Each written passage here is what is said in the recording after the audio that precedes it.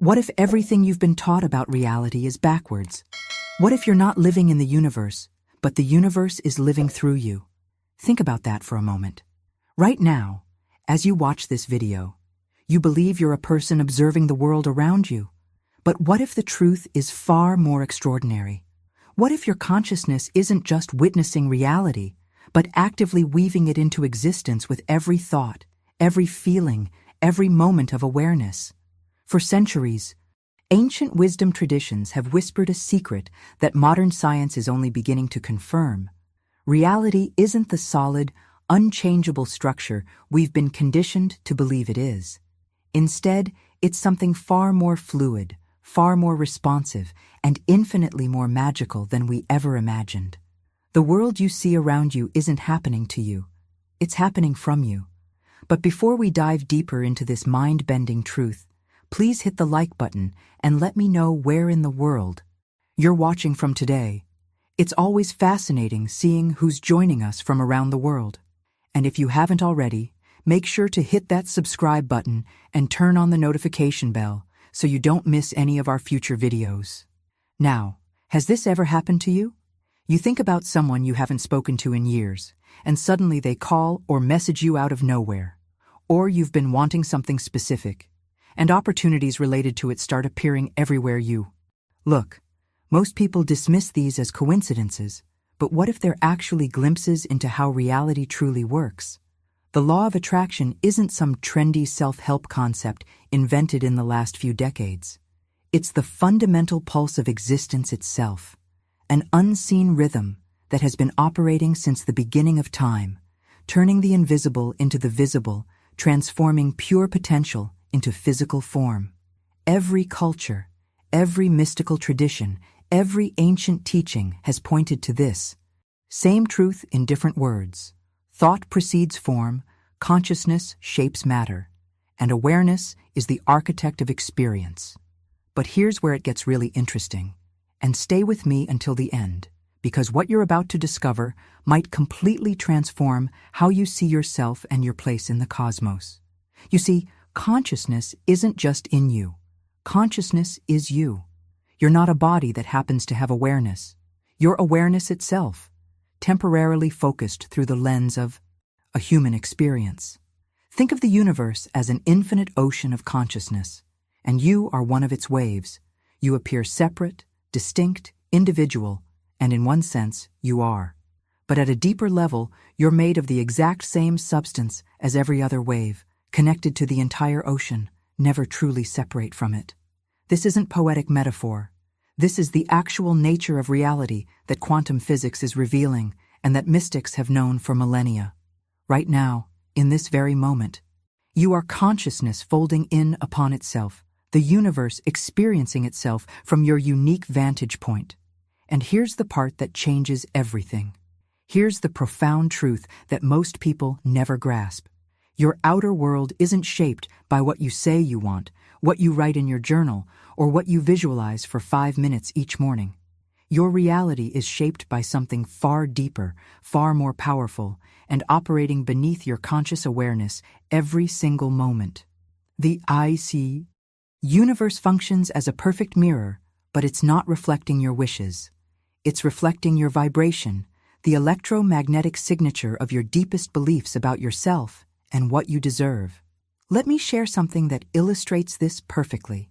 There was a woman named Evelyn who spent years doing everything right according to every manifestation teaching she could find. She had vision boards covering her walls.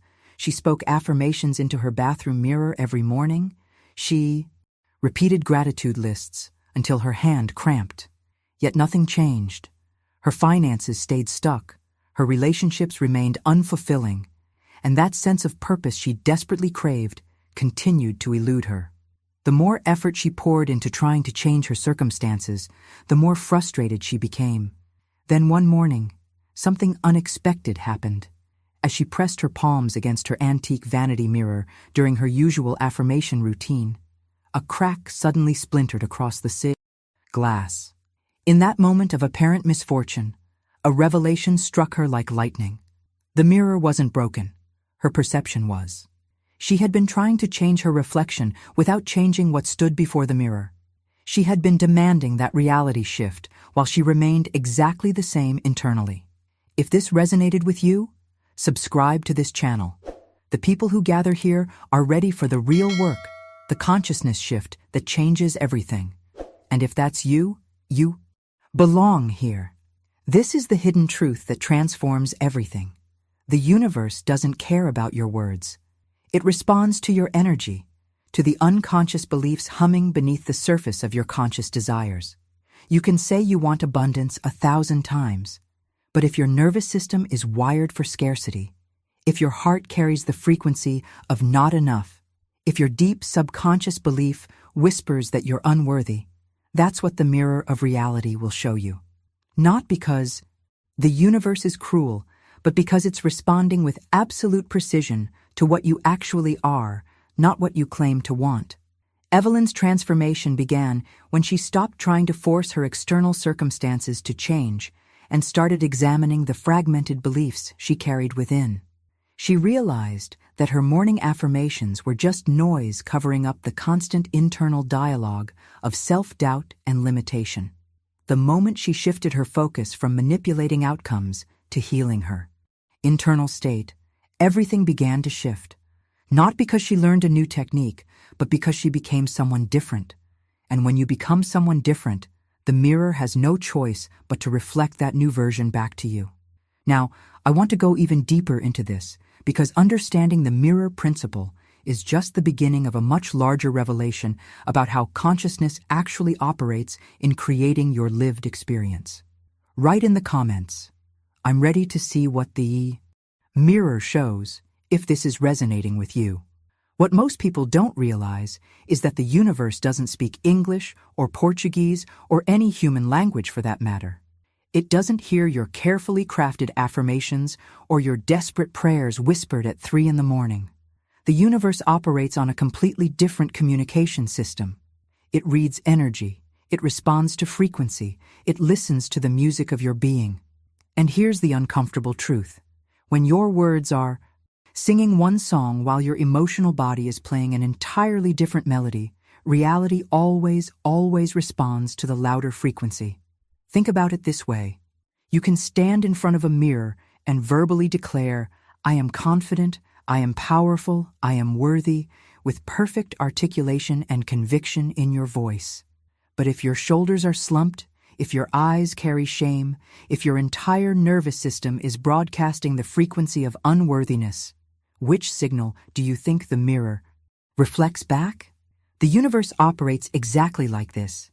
It's not listening to the words coming out of your mouth.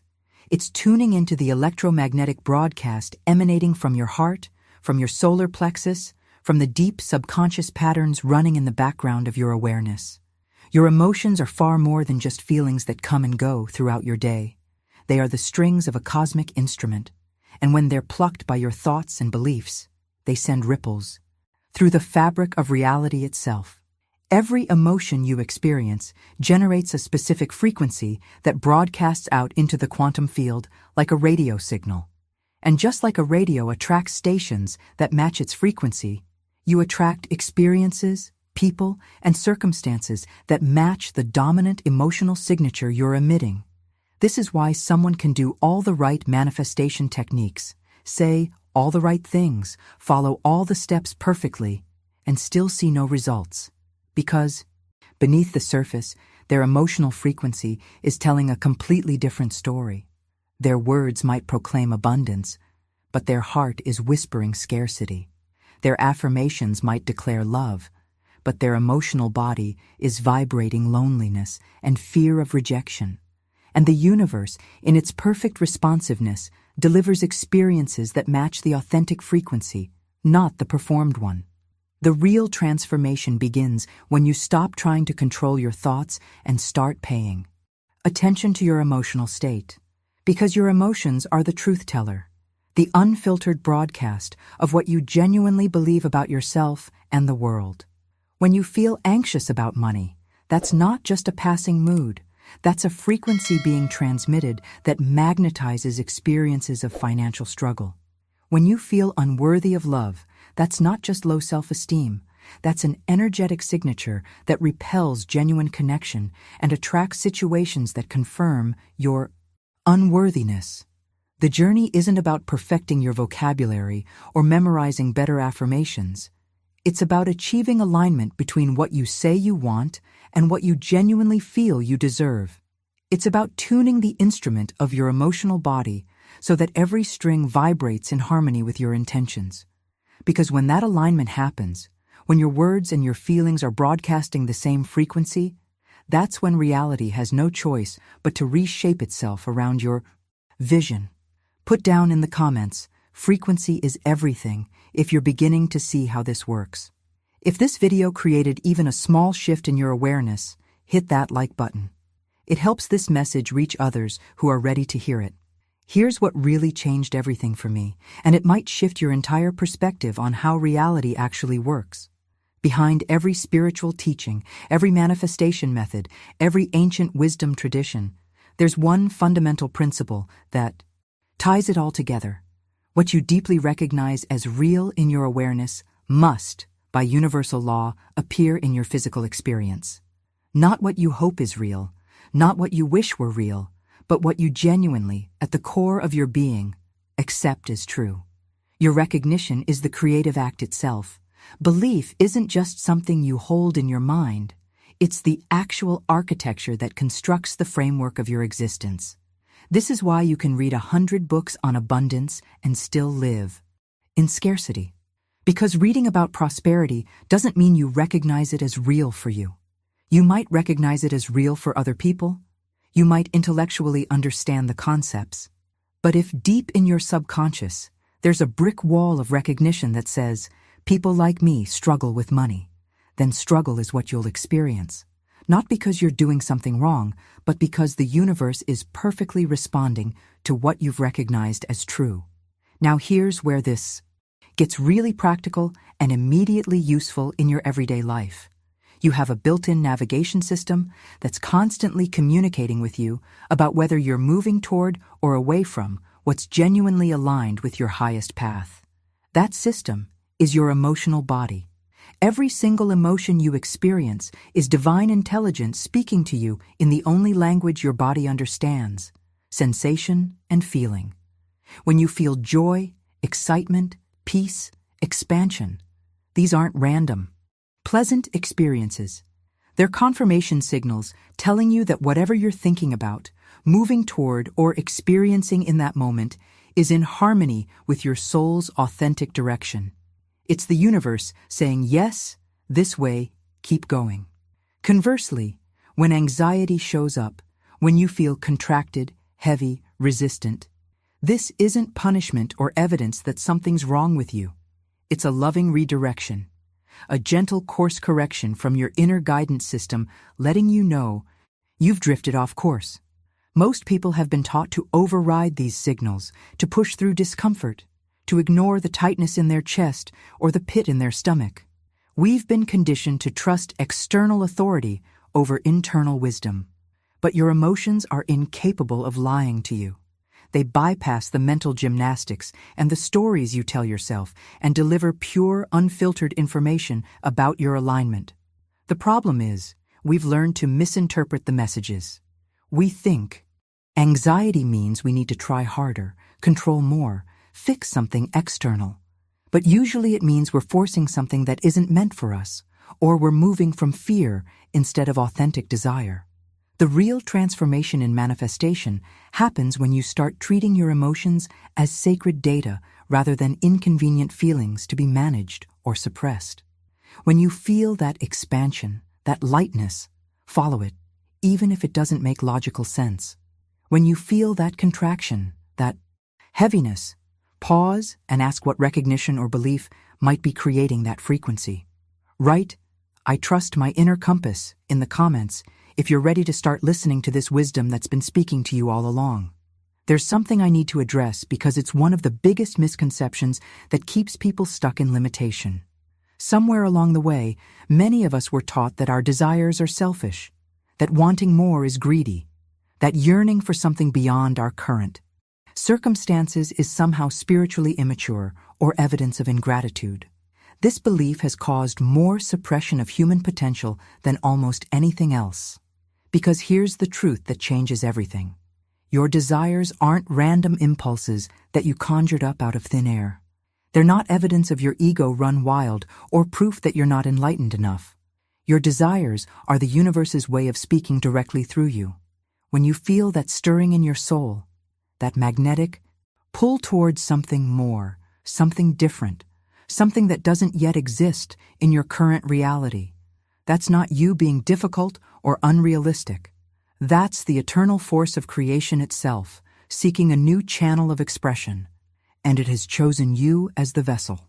The same intelligence that orchestrates galaxies and unfolds flowers is moving through your consciousness, planting specific dreams and visions that are perfectly matched to your unique configuration of gifts, experiences, and purpose.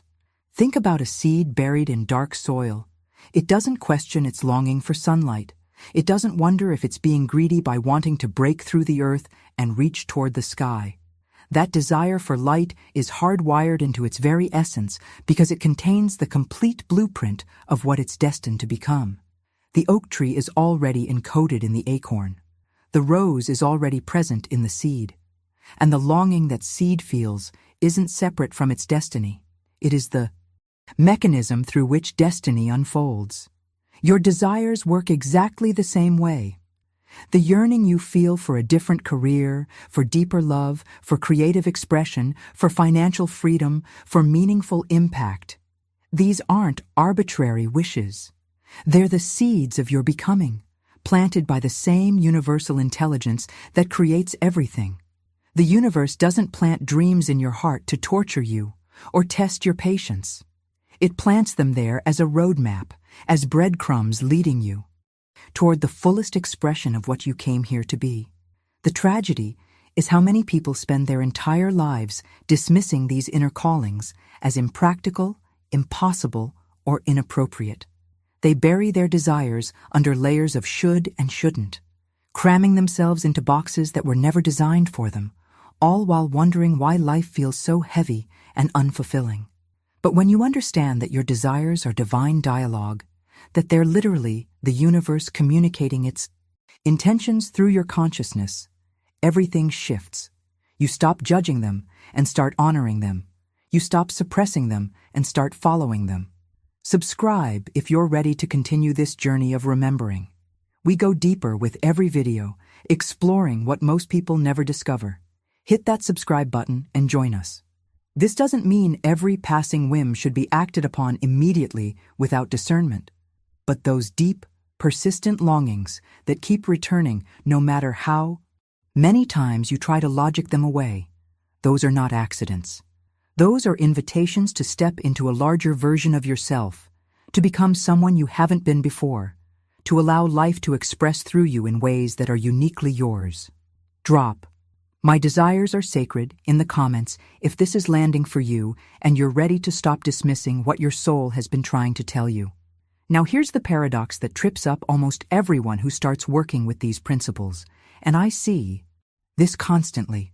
Once people understand that their consciousness creates their reality, that their desires are divinely planted, that they have the power to shape their experience, the immediate impulse is to grab the steering wheel with white knuckles and try to micromanage every single detail of how their manifestations unfold.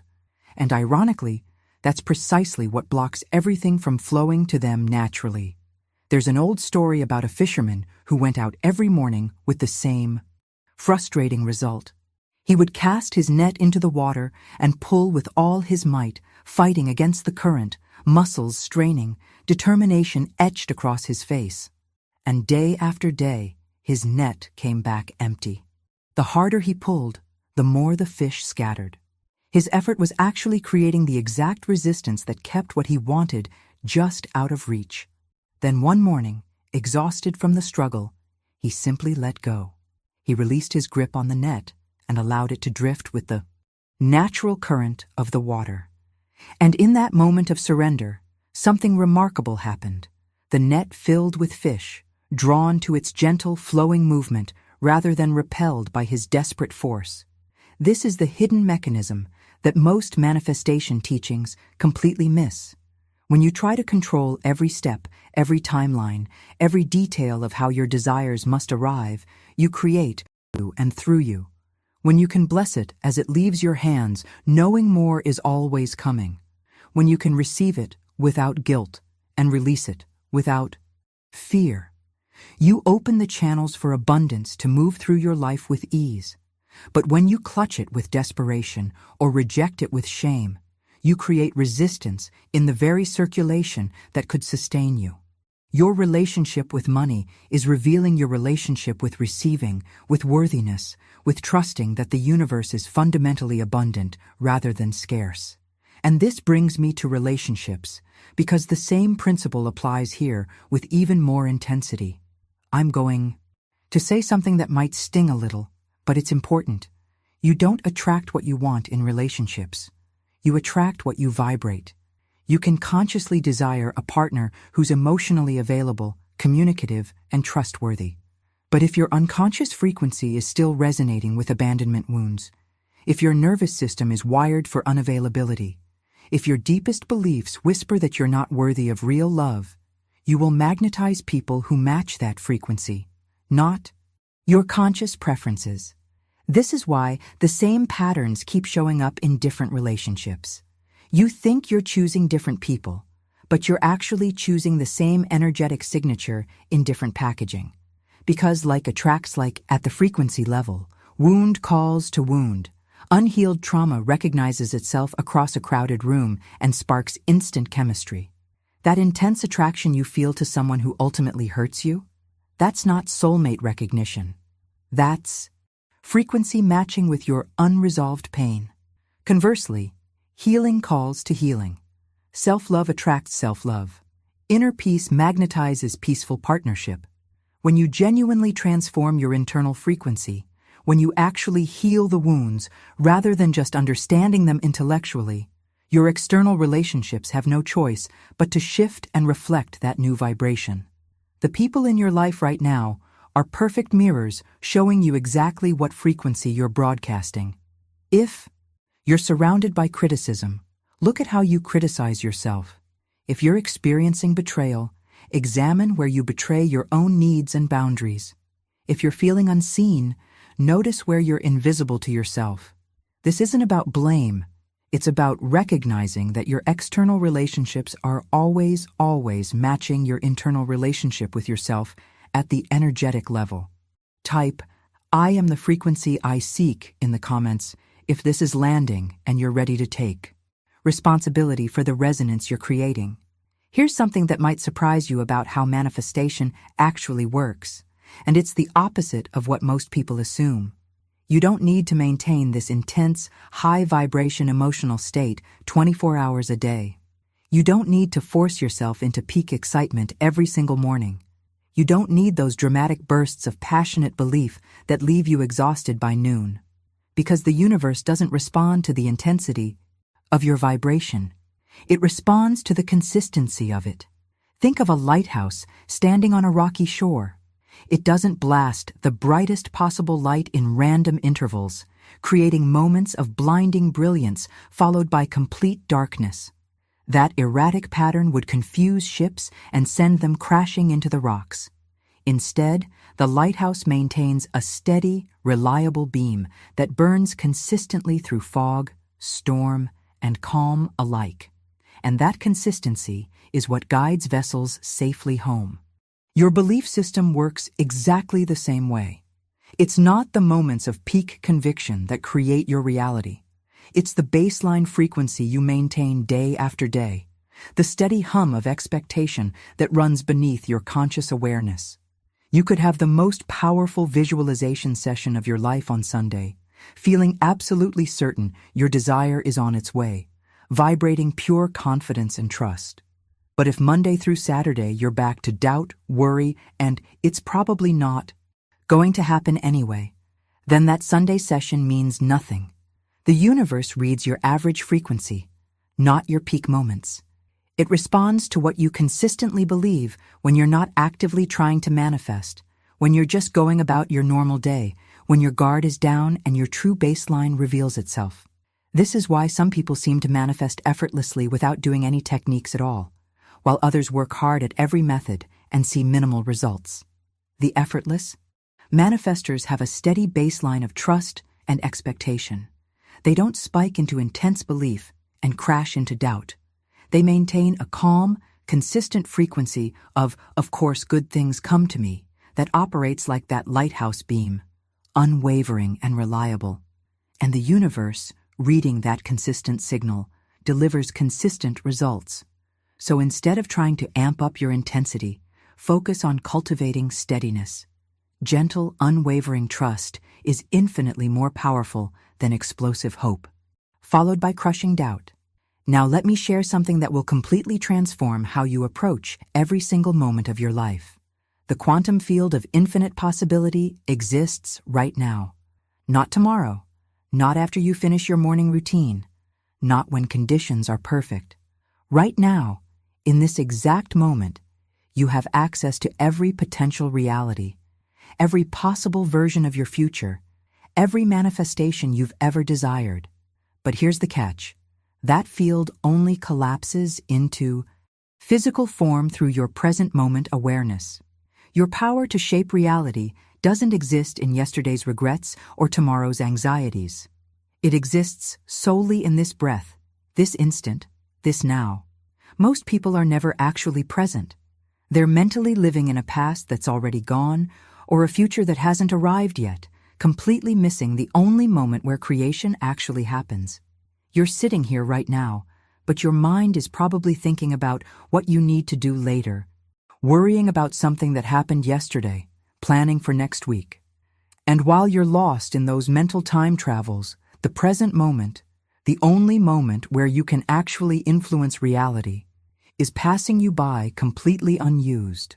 Creation doesn't happen in the past or future. It happens now, every single time. And if you're not here now, you're not creating.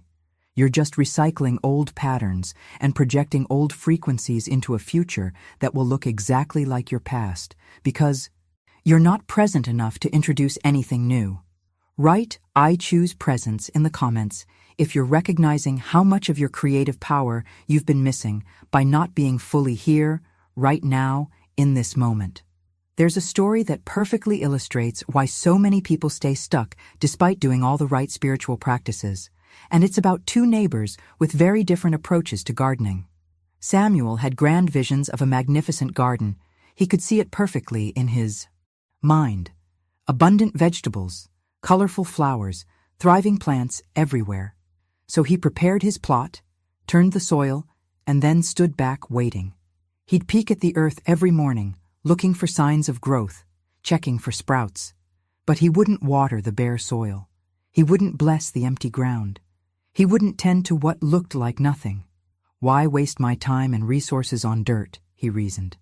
I'll start taking care of it once I see something growing, once there's proof this is actually working. And day after day, week after week, his garden remained barren, the soil hardening under the sun, never receiving the care needed for life to emerge. Meanwhile, his neighbor Sophia approached her garden completely differently. She would go out each morning and bless the empty earth as if it already held the seeds of her future harvest. She watered soil that showed no visible signs of life. She spoke to the ground with appreciation. She tended the nothingness with the same devotion she would give to a flourishing garden. To Samuel, she looked foolish, caring for what didn't yet exist. But within weeks, Sophia's garden exploded with life while Samuel's plot remained stubbornly bare. The difference wasn't in their visions or their techniques. It was in their willingness to honor the present moment, to give their full attention and care to what is, rather than withholding everything until the future proved itself worthy. This is exactly what most people do with their entire lives. They withhold love until someone proves they deserve it. They withhold their full effort until a job shows it's going somewhere. They withhold presence until circumstances become perfect. And in that withholding, they starve the very soil from which their dreams could grow. Life doesn't respond to your future dreams. It responds to your present attention. What you bless with your awareness right now, what you tend with care in this moment, that's what flourishes. Not someday, now. But here's where we need to go even deeper, because there's a fundamental misunderstanding about who's actually doing the manifesting, and clearing this up changes absolutely everything. You've been operating under the assumption that you're a separate individual trying to get the universe to give you things. Like you're here, and the universe is there, and you need to learn the right techniques to bridge that gap and convince this external force to deliver your desires.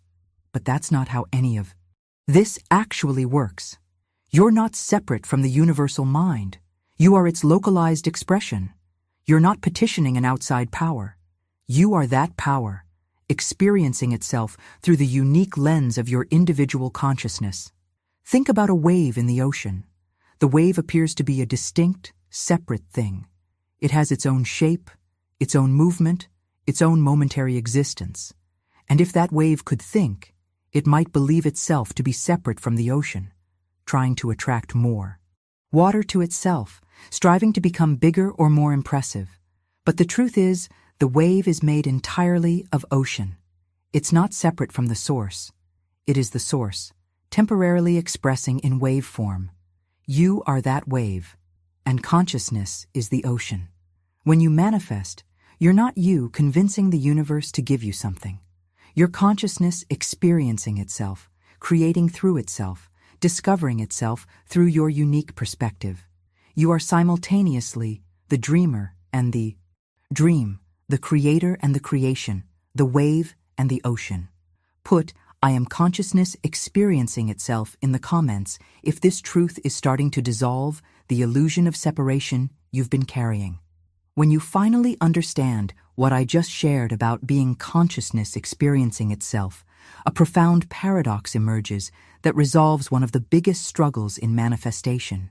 If you're the ocean temporarily expressing as a wave, if you're already the creative force rather than separate from it, then why does manifestation sometimes feel like such exhausting work?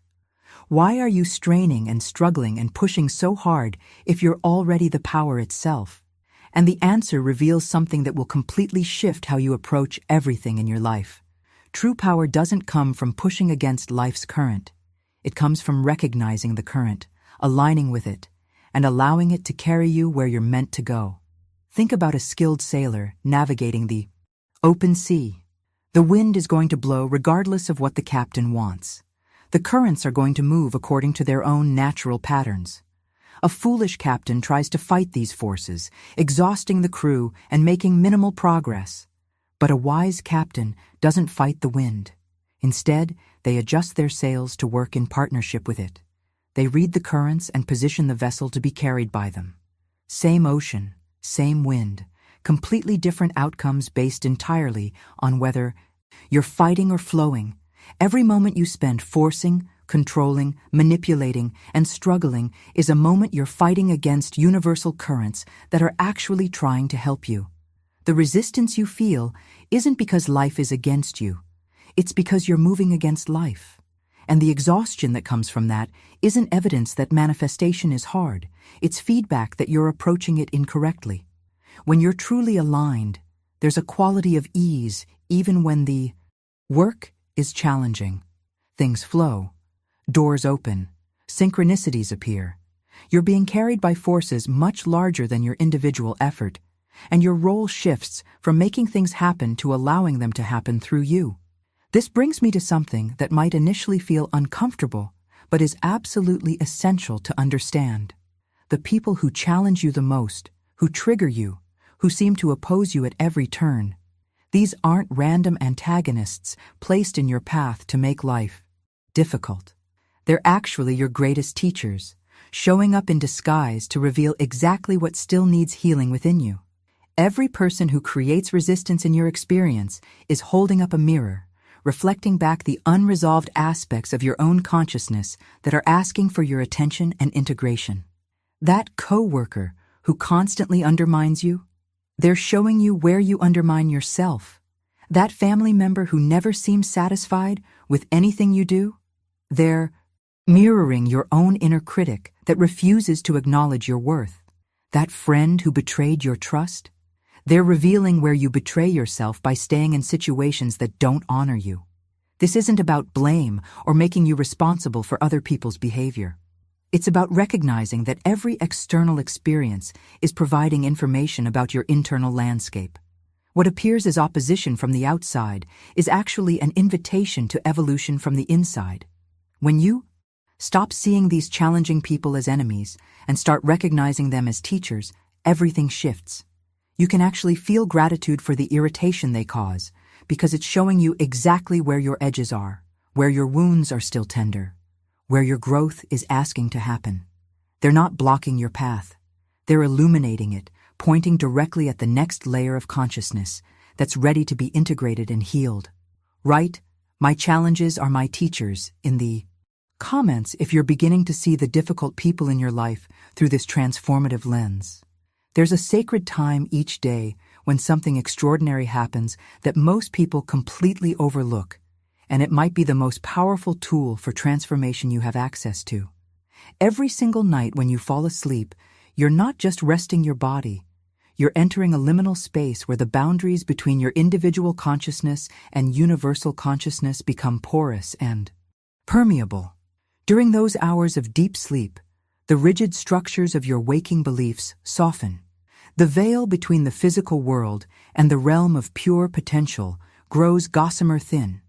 And in that threshold state, your spirit has direct access to infinite intelligence, communing with forces that can rearrange your entire belief system while your conscious mind is offline. This is why some people wake up with solutions to problems they couldn't solve during waking hours. Why breakthroughs happen. Overnight, that seemed impossible the day before. Why you can go to bed feeling one way about something and wake up with a completely shifted perspective. It's not random. During sleep, your beliefs literally shift like sand in an hourglass, reorganizing themselves according to your soul's highest calling, rather than your mind's limited conditioning.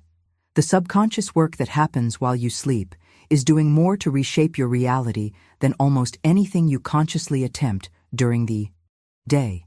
But here's what makes this even more powerful. You can consciously work with this process.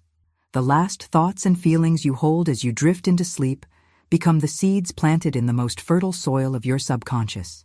If you fall asleep rehearsing your worries, replaying your failures, or scrolling through content that agitates your nervous system, you're programming your subconscious with that frequency for 8 hours. But if you intentionally enter sleep with gratitude, with the feeling of your desires already fulfilled, with trust in the process, you're allowing the alchemy of the night to recalibrate your entire being to match that new frequency. You're partnering with forces that operate beyond your conscious control, letting them do the heavy lifting of transformation while you rest. Now we've arrived at the deepest truth, the one that dissolves every question and ends every search. Are you ready for this? You are not learning to manifest. You never were. Everything you've been studying, every technique you've practiced, every spiritual teaching you've absorbed, none of it has been teaching you how to create reality. It's all been helping you remember what you already are. You are not a student of manifestation. You are the manifester itself, temporarily pretending to have forgotten your own nature. The universe doesn't respond to your desires like some external entity granting wishes. Your desires are how the universe expresses itself through you. When you want something, that's not you wanting. That's consciousness wanting to experience itself in a new way through your unique perspective. You are source consciousness that has so completely immersed itself in the human experience that it genuinely forgot it's the dreamer. You believe you're the character in the dream, struggling to change the plot, when you're actually the one dreaming the entire story into existence. This isn't philosophy or metaphor. This is the literal structure of reality. And the moment this truth lands not just in your mind, but in your entire being, everything changes. You stop trying to manipulate an external universe and recognize yourself as the creative force. You stop begging for what you want and start allowing it to flow through you. You stop seeking and start being. Type, "I remember who I am" in the comments if this recognition is dawning in your awareness right now. If you're still here with me right now, that means something. You didn't just stumble onto this video by accident. There are no accidents, remember? The fact that you stayed through this entire journey, that you allowed these truths to land in your consciousness, that you're still present in this moment, that's significant. You're ready for this level of understanding. You're ready to remember. And if what we explored here resonated with you, if something shifted inside as you listened, I want to invite you to subscribe to this channel. Because this conversation doesn't end here. We go deeper with every video, peeling back more layers of the illusion, remembering more of who we really are. The people who gather here aren't looking for surface-level techniques or quick fixes. They're ready for the real work, the consciousness shift that changes everything. And if that's you, you belong here. Leave a comment right now saying, "I remember who I am, so I know you made it all the way through." I read every single comment, and there's something powerful about declaring this recognition publicly. It anchors it in your reality. It makes it real. And if this video created even a small shift in your awareness, hit that like button. Not for the algorithm, but because your engagement tells me this is what you want more of, and it helps this message reach others who are ready to hear it. There's a video right here that takes what we've explored today even further. It's the perfect next step on this journey.